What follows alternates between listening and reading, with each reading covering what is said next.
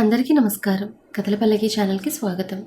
ఇప్పుడు మనం ఎలా చెప్పను పార్ట్ 7 విందాం. బాల్కనీలో నిలబడున్న పాదసారథి గారి భుజం మీద ఒక చెయ్యి వేశారు. పాదసారథి గారు వెనక్కి తిరిగి, వచ్చావా? నీకోసమే ఇందాక నుంచి ఎదురు చూస్తున్నాను అన్నారు ఆయన. సారీ నాన్న, తారకు అనుమానం రాకూడదని తను నిద్రపోయే వరకు వెయిట్ చేసి వచ్చాను అని చెప్పాడు మిథున్. సరే అని మౌనంగా ఉన్నారు పాదసారథి. పాదసారథి గారి ఫేస్లో ఆందోళన గమనించి, what happened dad? Anything serious? అమ్మకి హెల్త్ బాగానే ఉంది కదా?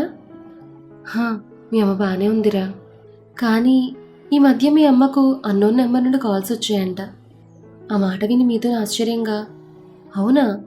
ఎవరింతకీ చేసింది? ఇంకెవరు? ఆ చలపెత్తగాడని మీ అమ్మ అంటోంది. What dad, is it true అని కళ్ళు పెద్దవి చేసి కంగారుగా అడిగాడు మిథున్. నిజమేరా, వాడు మీ అమ్మతో మాట్లాడాడంట. కానీ వాడు జైల్లో ఉండాలి కదా డాడ్. అదే నువ్వు తెలుసుకోవాలి. రేపు నువ్వు అశోక్ మీ ఇద్దరూ వెళ్ళి వాడి గురించి తెలుసుకోండి. ఓకే డాడ్, తప్పకుండా. జాగ్రత్త, ఎవరికీ తెలియకూడదు. నాకు తెలుసు కదా డాడ్. అలాగే.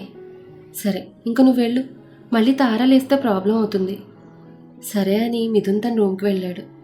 మిథున్ రూమ్లోకి వచ్చేసరికి తార బెడ్ మీద కూర్చునుంది. తారను చూసిన మిథున్ కొంచెం షాక్ అయి చూస్తూ హి అని నవ్వుతూ, ఏంట్రా బంగారం, అప్పుడే లేచావు? ఇలా అయితే నీ హెల్త్ ఏమవుతుంది? అసలే నువ్వు ఈ మధ్య సరిగ్గా నిద్రపోవడం లేదు. నా సంగతి పక్కన పెట్టండి. మీరు ఈ టైంలో గదిలో లేకుండా ఎక్కడికి వెళ్ళారు అని అనుమానంగా ఓ కన్ను పైకెత్తి చూస్తూ అడిగింది తార. వామ్మో, దీనికి నిజం తెలిస్తే ఇంకేమైనా ఉందా? సునామీ వచ్చి అందరం కొట్టుకుపోతాం. ఎలా అయినా మేనేజ్ చేయాలి అనుకుంటున్నాడు. ఏంటి సైలెంట్గా ఉన్నారు? మిమ్మల్ని అడుగుతుంటే. అది మరి బంగారం, ఏం చేయని చెప్పు. నువ్వేమో మన మధ్యలో ఉన్న పిల్లో తీయడం లేదు. అందుకే నేను తలుచుకుంటూ విరహవేదంతో అలా బయట వరండాలు నిలబడ్డానా. బయట వర్షం పడుతోంది. బా, ఎంత బాగుందో తెలుసా వర్షం. అలా వర్షంని చూస్తూ నిన్ను తలుచుకుంటూ ఓ సాడ్ డ్యూయట్ వేసుకుని ఇలా వచ్చాను అని ఫేస్ దిగులుగా పెట్టి తార పక్కన కూర్చున్నాడు మిథున్. సర్లే, అలా ఏడ్చే బదులు మన ఆఫీస్కి ఎండీ అయ్యే పనులు చేస్తే బాగుంటుంది కదా. ఇంక పడుకోండి అని తాను కూడా పడుకుంది. తార పడుకున్నాక అమ్మయ్య అని ఊపిరి పీల్చుకుని బెడ్ మీద వాలి నాన్న చెప్పిన పని చేయాలనుకుంటూ, అసలు వాడు మళ్ళీ మా లైఫ్లోకి ఎందుకు వచ్చాడు అని ఆలోచిస్తున్నాడు. అదే రోజు రాత్రి హోరుగా వర్షం పడుతోంది. చుట్టూ చీకటి. ఆ చీకటిని చీలుస్తూ గట్టిగా పూత పెడుతూ ముంబై నుండి సికింద్రాబాద్ వచ్చిన ట్రైన్ పట్టాల మీద ఆగింది. ప్యాసింజర్స్ ఒక్కొక్కరుగా దిగుతున్నారు. వారి మధ్య నుండి ఓ కోచ్లోంచి నరేష్ ట్రైన్ దిగి ప్లాట్ఫామ్ మీద నిలబడి అటు ఇటు చూస్తూ ముందుకు నడుస్తున్నాడు. స్టేషన్ బయటకు వచ్చి సిటీ చూస్తూ, ఇంత పెద్ద సిటీలో నా పూజను నాకు కాకుండా చేసిన వాడిని ఎలా పట్టుకోవాలి? వాడిని పట్టుకుంటేనే నా పూజ ఎక్కడుందో నాకు తెలిసేది అని అనుకుంటూ ఓ ట్యాక్సీ ఎక్కి ఏదో అడ్రస్ చెప్పి వెళ్ళాడు. ఉదయం. వర్షం పోయి సూర్యుడు తన వెచ్చని కిరణాలను అంతటా ప్రసరిస్తున్నాడు. సిద్ధు పరుపు పక్కనే కింద పడుకునున్నాడు. కర్టెన్స్ పక్కకు జరిగి లేత కిరణాల వెలుగు సిద్ధు ఫేస్ మీద పడుతున్నాయి. వాటి వెలుగుకు సిద్ధుకు మెల్లగా మెలకు వచ్చింది. కళ్ళు నిలువుకుంటూ అటుగా చూశాడు సిద్ధు. తడిచిన కుర్లు సరిచేసుకుంటూ నవ్వుతూ, హలో శ్రీవారు, గుడ్ మార్నింగ్ అని కాఫీ కప్పుతో సిద్ధు దగ్గరగా వచ్చింది పూజ. పూజనే ఆశ్చర్యంగా చూస్తూ ఉన్నాడు సిద్ధు. నిద్ర లేచిన సిద్ధుకి తన ఎదురుగా కాఫీ కప్పుతో కూర్చున్న పూజను చూస్తూ అలానే ఉండిపోయాడు. హలో శ్రీవారు, ఏంటి అలానే నన్ను చూస్తున్నారు? అంత నచ్చానా అన్న మాటతో ఈ లోకంలో వచ్చిన సిద్ధు దిక్కులు చూస్తూ, అలాంటిదేం లేదు అంటూ తలగొక్కుంటూ తన చేతిని చూసుకున్నాడు. సిద్ధు చేతు కట్టుకట్టుంది. నిన్న పార్క్లో తన బెంచ్ను కొట్టింది గుర్తొచ్చి తన చేతుకున్న కట్టు చూస్తూ, ఇదెవరు కట్టారు అని అడిగాడు సిద్ధు. ఏమో, నాకేం తెలుసు. నిన్న రాత్రి మీరు ఇంటికి వచ్చేసరికి మీ చేతుకు కట్టుకట్టుంది అంది సిద్ధు కళ్ళలోకి చూస్తూ. ఆ మాటకు సిద్ధుకి తాను కూడా పూజకి ఇలానే సమాధానం చెప్పినట్టు అనిపించింది. పూజ పూల దగ్గర నిద్రపోతే తను ఎత్తుకొని తన లోపల సోఫాలో పడుకోబెట్టిన విషయం గుర్తొచ్చింది సిద్ధుకి. ఆలోచిస్తున్న సిద్ధుని భుజం మీద తట్టి, శ్రీవారు, మళ్ళీ ఏం ఆలోచిస్తున్నారు? కాఫీ తాగండి, చల్లారిపోతుంది అంది. సిద్ధు పైకి లేచి, నాకేం వద్దు అని వాష్రూమ్ వైపు నడిచాడు. అవునులే, కాఫీ టీలు ఏం నచ్చుతాయి మీకు? ఓ ఫుల్ బాటిల్ తెచ్చిస్తే తాగుతారు కదా మా శ్రీవారు అంది వెటకరంగా నవ్వుతూ. సిద్ధు వెనక్కి తిరిగి, ఏంటి, ఏమైంది దీనికి అనుకుంటూ, ఇందాకటి నుంచో పిలిపేంటి, వినలేకపోతున్నాను అన్నాడు కోపం నటిస్తూ. మరి ఇంకేమని పిలవాలి శ్రీవారు? మన ఇద్దరికి పెళ్ళయింది కదా, అప్పుడు భార్య భర్తని ఇలానే పిలుస్తుంది కదా శ్రీవారు అంది 2 కనురెప్పలు ఎగరేస్తూ. సిద్ధు పూజను ఎగాదిగా చూస్తూ, జ్వరం ఏమైనా వచ్చిందా నీకు అని అడిగాడు. ఏమో, వచ్చే ఉంటుంది శ్రీవారు. సిద్ధు అలానే పూజను చూస్తూ వాష్రూమ్కి వెళ్ళి డోర్ క్లోజ్ చేసుకున్నాడు. పూజ పరుపు మీద కూర్చుని, నీ మనసులో ఉన్న బాధ తెలుసుకునేంత వరకు నిన్ను వదలను సిద్ధు అనుకుంది. సిద్ధు వాష్రూమ్ డోర్కి ఆనుకుని, పూజకి ఏమైంది? చాలా విచిత్రంగా మాట్లాడుతోంది. రాత్రి తాగిన మత్తులో నేను ఏమైనా తేడాగా మాట్లాడానా, లేదా తాగిన మైకంలో తనని కానీ అనుకుని, చిచి అలాంటిదేం జరుగుండదులే, లేదంటే ఈ పాటికి నా మీద భద్రకాళ్ళలో విరుచుకుపడేది కదా. మరి ఏమని ఉంటాను? అస్సలు గుర్తు రావడం లేదు. బాగా ఆలోచించరా సిద్ధు, అసలు ఏం వాగావో చించరా సిద్ధు అని వెనక్కి తిరిగి తలుపుకు తల బాదుకున్నాడు. ఏంటి శ్రీవారు ఆ శబ్దం, ఏమైంది అని అడిగింది బయట నుంచి పూజ. నథింగ్ అని లోపల నుంచి అరిచాడు సిద్ధు. పాదసారథి, మిథున్, తారలు ముగ్గురు బ్రేక్ఫాస్ట్ చేస్తున్నారు. ఇంతలో సిద్ధు పూజలు కూడా వచ్చారు అక్కడికప్పుడే. అహల్య గారు అందరికీ టిఫిన్ వడ్డిస్తున్నారు. కూర్చోండి అత్తయ్య, నేను వడ్డిస్తాను అంది పూజ. పర్లేదు తల్లి, నువ్వు టిఫిన్ చేయి అంది అహల్య. లేదత్తయ్య, మీరు కూర్చోండి, అసలే మీ హెల్త్ బాగాలేదు అని బలవంతంగా అహల్యను కూర్చోబెట్టింది. నేను కూడా చెప్పాను, కానీ అత్తయ్య వినలేదు అంది తార. తార మాటకి చిన్నగా నవ్వుకున్నాడు మిథున్. ఆ మాటలు విన్న సిద్ధు కంగారుగా, అమ్మ హెల్త్కి ఏమైంది అని అడిగాడు. ఏం లేదురా, కొంచెం బీపీ లెవెల్ తగ్గింది అన్నారు పాదసారథి. అవునా, అమ్మ టైంకి తిని టాబ్లెట్స్ అవి వేసుకోవాలిగా. నువ్వు ఈ మధ్య నీ గురించి మానేసి అనవసరమైన పనులన్నీ నెత్తిన వేసుకుంటున్నావు, అందుకే నీ హెల్త్ పాడైపోయింది అన్నాడు అహల్య గారి పక్కన కూర్చుని సిద్ధు. నేను బాగానే ఉన్నా అంటే వినరా కన్నా, చూడు నీ కళ్ళ ముందే ఆరోగ్యంగా ఉన్నాను అని సిద్ధు తలని ప్రేమగా నిమిరారు అహల్య.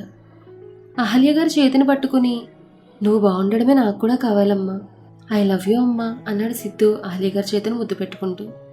వాళ్ళిద్దరిని అలా చూసి పూజకు సంతోషంతో కంట్లో చిన్నగా కన్నీరు మొదలైంది. అప్పుడే సిద్ధు చేతికున్న కట్టు చూసి, నీ చేతికి ఏమైందిరా కన్నా అని కంగారు పడుతూ అడిగారు అహల్య. పాదసారథి మిథున్లు కూడా ఏమైందిరా అని అడిగారు. అయ్యో నాకేం కాలేదు, ఏదో చిన్న గాయం అంతే, పర్లేదు, ఓ 2 రోజుల్లో తగ్గిపోతుంది అన్నాడు సిద్ధు. నాకు చెప్తున్నావు, ముందు నువ్వు జాగ్రత్తగా ఉండు కన్నా అని అహల్య గారు ఏడుస్తున్నారు. అబ్బా అమ్మా అలా ఏడవకమ్మా అని కళ్ళు తుడిచి, అరే నా కడుపులో ఉన్న ఎలుకలు కరాటే చేస్తున్నాయి, ఏమైనా తినడానికి ఉన్నాయా, లేదంటే ఒకదాన్నొకటి కొట్టుకుని పాపం చనిపోతాయి అని ముఖం దిగులుగా పెట్టాడు సిద్ధు. ఒట్టి నాటకాలు రాయుడు అని అహల్య గారు నవ్వారు. అందరూ కూడా హాయిగా నవ్వారు.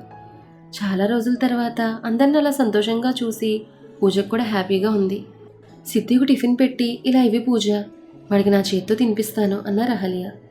సరే అత్తయ్య అని పెట్టించింది పూజ. అహల్య గారు సిద్ధుకు టిఫిన్ తినిపిస్తూ, పూజ నువ్వు కూడా కూర్చో, నీకు కూడా తినిపిస్తాను అన్నారు. అరే పర్లేదు అత్తయ్య, నేను తింటాను అంది పూజ. అదేం కుదరదు, నువ్వు కూడా కూర్చో అని పూజ చేతిని పట్టుకుని తన పక్కన కూర్చోమన్నారు అహల్య. అవును కూర్చో తల్లి అని పాదసారథి గారు కూడా చెప్పారు. పూజ మొహమాట పడుతూనే కూర్చుంది. సిద్ధుతో పాటు పూజకు కూడా టిఫిన్ తినిపిస్తోంది అహల్య. పూజనంత ప్రేమగా చూసుకోవడం చూసి పైకి చెప్పకపోయినా సిద్ధుకి తన మనసులో చాలా సంతోషంగా ఉంది. అహల్య గారు తన మీద చూపిస్తున్న అభిమానానికి ఆనందంతో పూజ 2 కళ్ళల్లో కన్నీరొచ్చింది. అదేంటమ్మా ఏడుస్తున్నావు, చట్నీ కారంగా ఉందా అని అడిగారు అహల్య. అందరూ కూడా ఏమైందని అడిగారు. అదేం లేదత్తయ్య, మా అమ్మ గుర్తొచ్చింది అని కళ్ళు తుడుచుకుంది పూజ.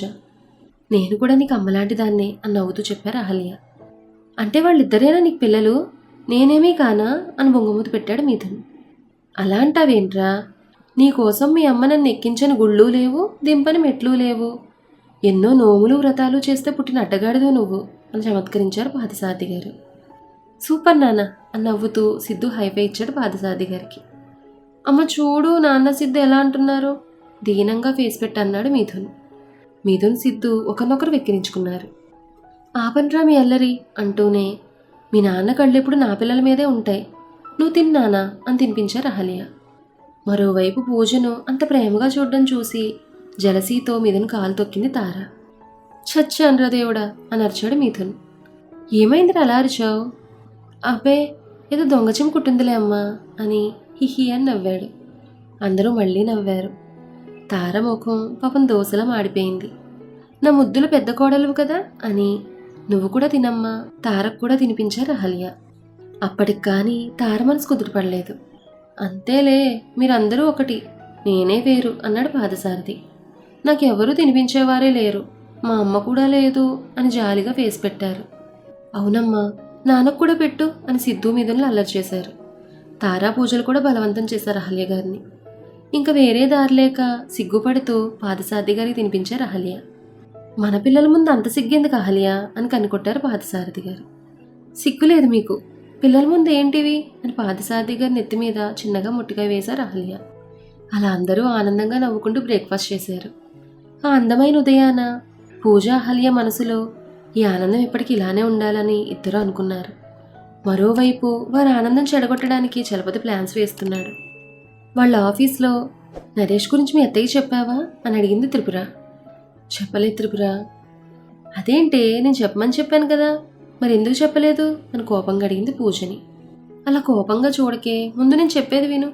నిన్న అత్తయ్యకి హెల్త్ బాగాలేదు. ఆవిడ అలాంటి పరిస్థితిలో ఉంటే నేను ఇప్పుడు నరేష్ గురించి చెప్తే ఇంకా ఆవిడ హెల్త్ పాడవుతుందని ఆలోచించి చెప్పలేదు.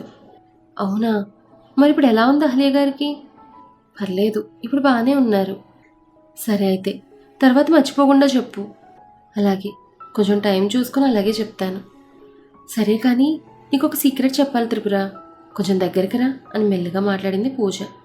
అవునా, ఇంతకీ ఏంటా సీక్రెట్ అని ఆతృతగా తన చైర్ని పూజకు కొంచెం దగ్గరగా జరపడిగింది త్రిపుర.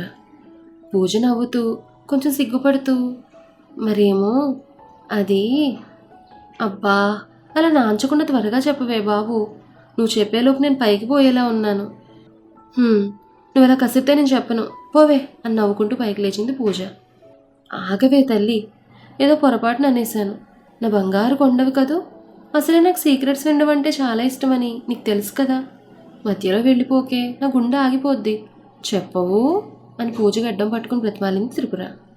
పూజ తనకు వస్తున్న నవ్వును ఆపుకుంటూ, సరే చెప్తాను విను అంది. కళ్ళు రెండు పెద్దవి చేసి, చెప్పు చెప్పు అంది త్రిపుర. సిద్ధుగారు నన్ను ప్రేమిస్తున్నారు తెలుసా అంది పూజ రెట్టించిన ఆనందంతో. ఏంటి, నిజమా అంది త్రిపుర ఆశ్చర్యపోతూ. అవును నిజమే, ఆయనే స్వయంగా చెప్పారు తెలుసా. కంగ్రాట్సే, నీ లవ్ లైఫ్ స్టార్ట్ అయిపోయింది, ఇంకన్నీ హ్యాపీసే అని పూజను హక్ చేసుకుంటూ సంతోషంగా చెప్పింది త్రిపుర.